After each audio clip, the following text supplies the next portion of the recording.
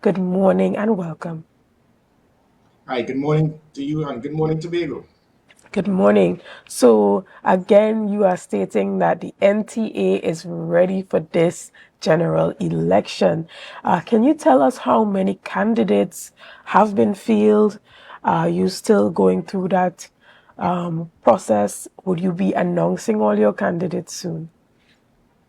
Yeah, definitely. The only hold up is because we have formed a strategic alliance with other political parties, so we're just having meetings with them on Saturday just to verify the final numbers. The NTA, we have virtually completed ours. We have already announced most of our candidates, and there's about two or three more we need to announce probably early next week.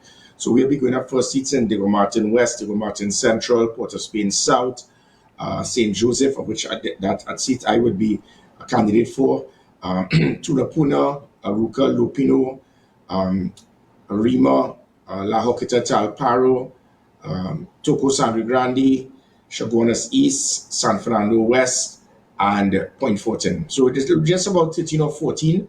We have other entities on political parties such as Hope and CRN. They most probably will be going up for two or three other seats. So in all, with this alliance, this People's Alliance, there should be about 17 odd seats we would be contesting. Right. And even before the election was announced, you have already been on the ground talking with the constituents in the different areas. What type of feedback are you getting as it pertains to persons being ready to choose a political alternative from the two main parties in the country?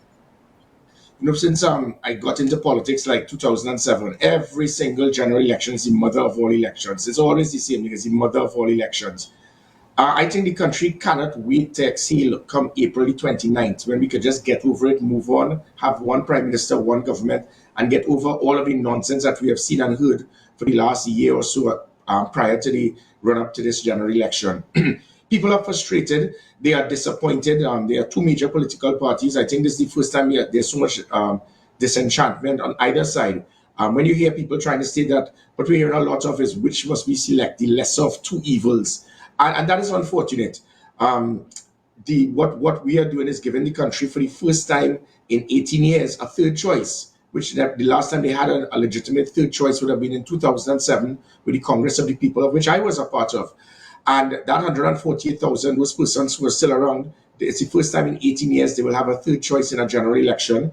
All persons between the age of 18 to 36, it's the first time in their life that they will be able to vote with an option of a third choice because there's going to be, and we have to accept it. The PNM and the UNC, you will always have 150, 200,000 a PNM till I die on a border UNC and a Gradera UNC. And that is their right. That is how you live your life. You don't care if it affects your family, if your daughter could be raped, if your wife could be kidnapped, if your son could be killed. That doesn't matter. As a PNM or a UNC till I die, that is all that's important. Forget about if it affects the economy, if it affects health, education, if it affects my security. As a PNM and UNC till I dead. And that is the right of that 300, 400,000. Thankfully, there are 150,000 plus who look at policies, programs, and that is what we are doing. People are fed up of the backbiting, the name calling, the gutter politics. I mean, the UNC itself, they have contracted someone that every single time he goes on a platform or on a video, his political headquarters is in his car. That's Philip Alexander. It's always to attack, to destroy, to discredit, to bad talk. People are fed up of that type of politics. And we welcome and we are glad that Philip Alexander has joined the UNC because it has turned off tens and tens of thousands of persons. They're fed up of that politics. So what we're hearing on the ground, people want to hear what can you provide? What can you deliver? What are your options? Why should we select you instead of someone else? Totally understood.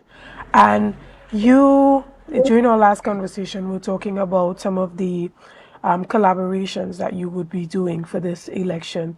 Are there any Tobago political entities that you would be collaborating with as it pertains to this coalition that you have created? Yes, definitely there'll be collaboration after April the 28th.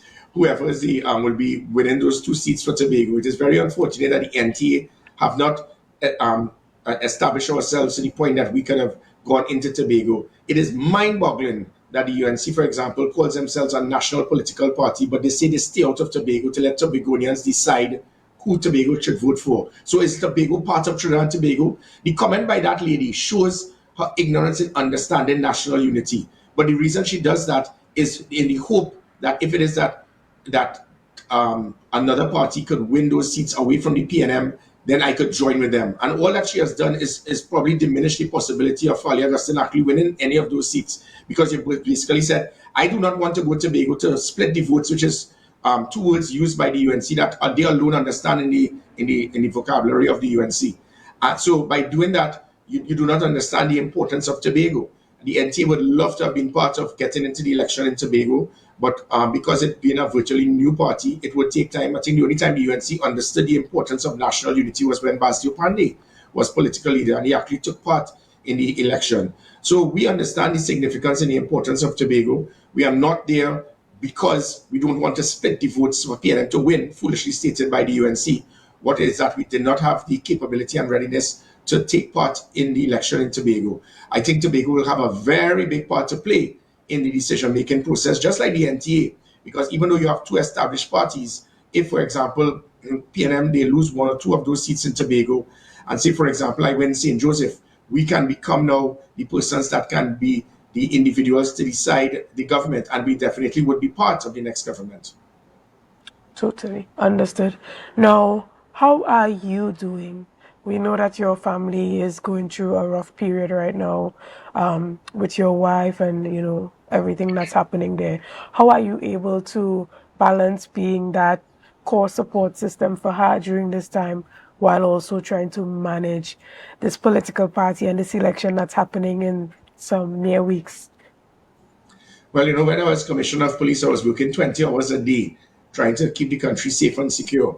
When I was Minister of National Security, same thing. When I was in Haiti with the United Nations, this has been probably the most difficult time in my life, where it is that I have to divide myself into different parts and places because of the situation of my family, the needs for my family, and also to be a political leader for a general election.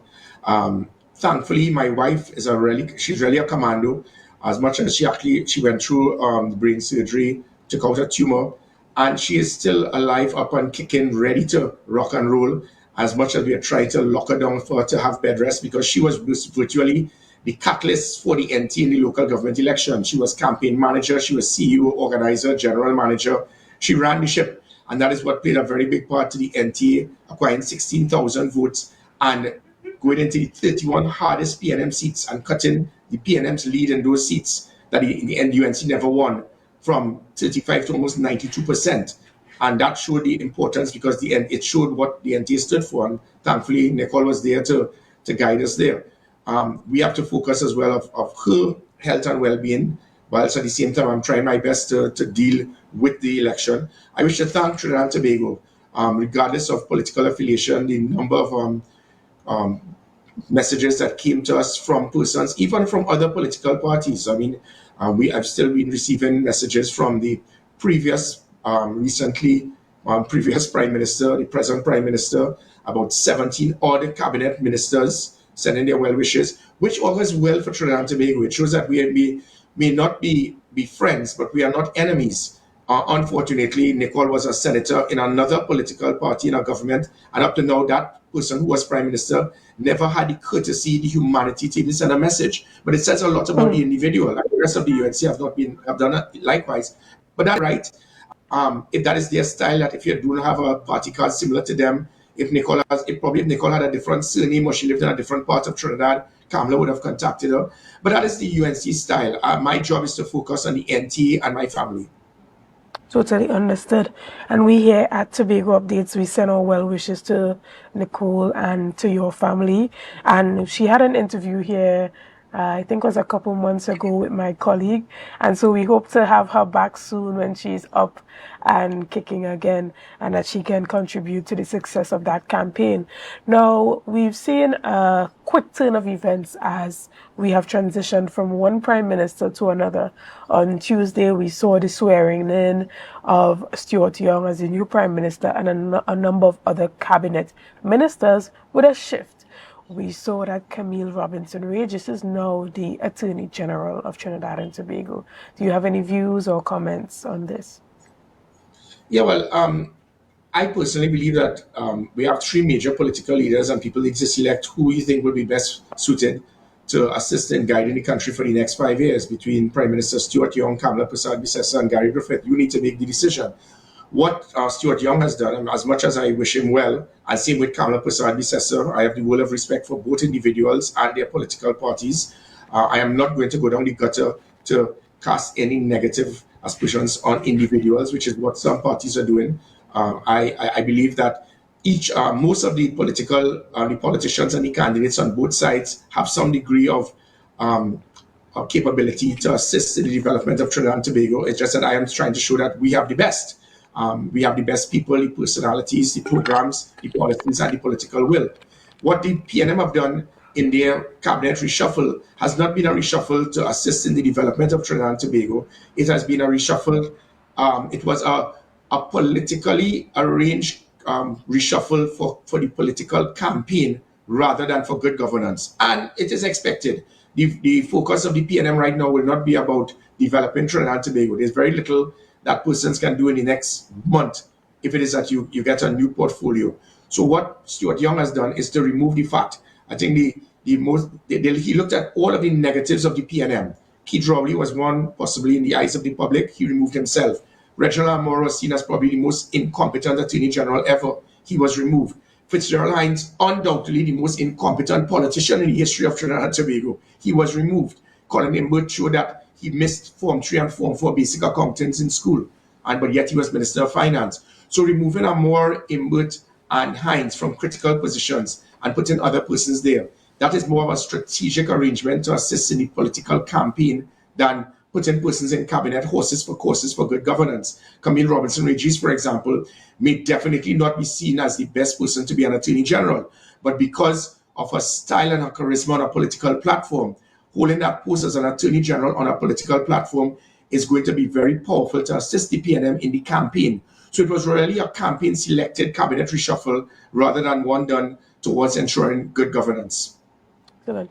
And even as it pertains to your strategy going into this new election now, we're not asking you to let out any secrets, but we know that a number of the smaller political entities, just as Michaela Pandey indicated, struggle with finances and the resources needed to run a campaign on the level of the major political entities.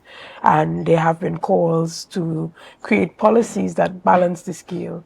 How are you approaching that challenge? Well, the PNM and UNC, their budget usually is about $150 million for a general election. Yeah, $150 million. And how that works is because financiers realize, look, I'm going to put 20 million on PNM, 20 million on UNC. Whoever wins, I'm going to get a $100 million a month contract. Why go to Las Vegas, where it is you could gamble on both sides and you're still going to win for sure?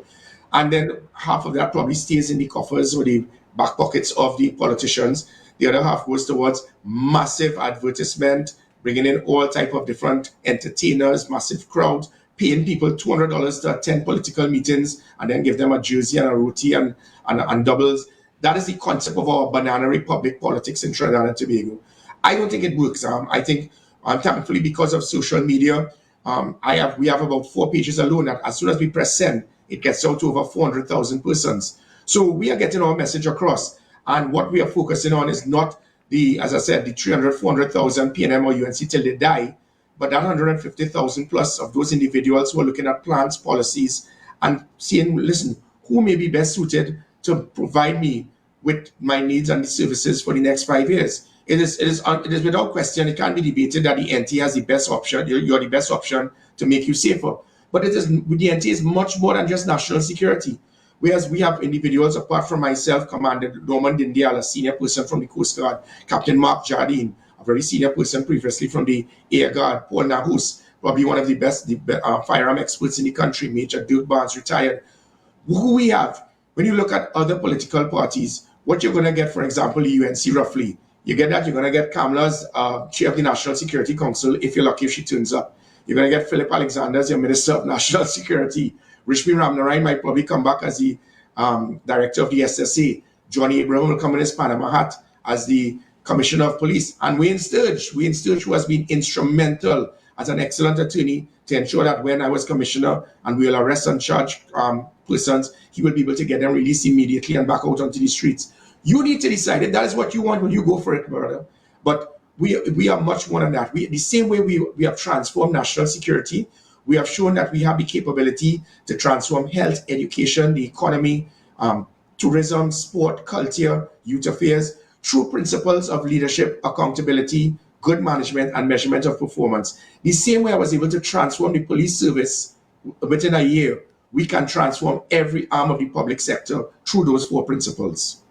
Excellent. And is there anything that you want to say to our viewers watching this morning before we wrap up as it pertains to giving their support to you and your organization for this general election? Yeah, definitely. This is much more than the NT. I am not here to utilize my time asking people to vote for Gary Griffith and the NT. I want to use my time to try to unite Trinidad and Tobago. Whereas other political parties have hired, as I said, others to say the NAS. When you have someone, you hire someone to say that because a member of parliament burnt in a fire, all the rest of them in that party should also burn, calling people canal conks and latrine rats. Why would you vote for people like that? Because when they get in government, they will destroy the country. So my job is to, as much as possible during the next month or so, I ask the country, do not cause yourself to be fooled or influenced, to be divided and be involved in the hate and bitterness of, because I'm yellow, I hate red and vice versa. We are all citizens of a very great country. Do not let politicians divide us. We may be political opponents. We are not enemies. There is going to be a day called April 29th, and we will all be citizens of this great country with one prime minister, one government, one common goal, and one mission to make this a better country. So let us enjoy this campaign, and listen, understand, and select wisely, but do not turn your fellow citizens of Trinidad and Tobago into enemies. Thank you so much. I'm glad that you brought that up to ensure that we remain civil during this time. You know, they call this the silly season. But again, we want to thank you for your time, and we wish you all the best in the upcoming election and sending love and healing energy to you and your family at this time. Guys, we're going to take a quick